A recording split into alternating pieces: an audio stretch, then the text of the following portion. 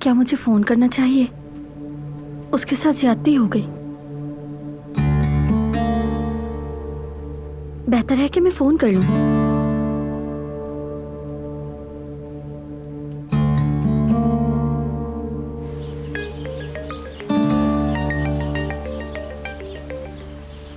गुल, कैसी हो? ठीक हूँ, और तुम? मैं भी ठीक हूँ। आवाज सुनकर और अच्छा लगा। शुक्रिया।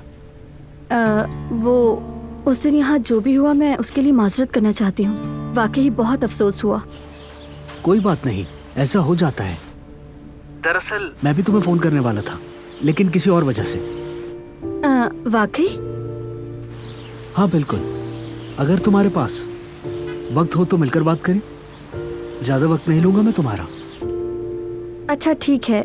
कितने बजे? ठीक है, मैं आ जाऊंगी।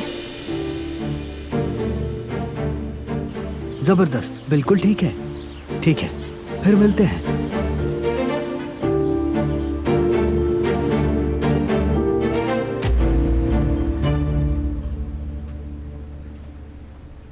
अम्मी क्या हुआ? आप उधर क्या देख रही हैं? कुछ नहीं बेटी। सच बताएं, किसी ने दिल दुखाया है क्या? बेगम साहिबा ने आपसे कुछ कहा है? नहीं बेटी नहीं, किसी ने कुछ नहीं कहा। तुम फिक्र मत करो।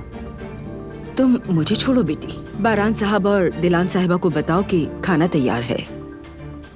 ठीक है अम्मी जान।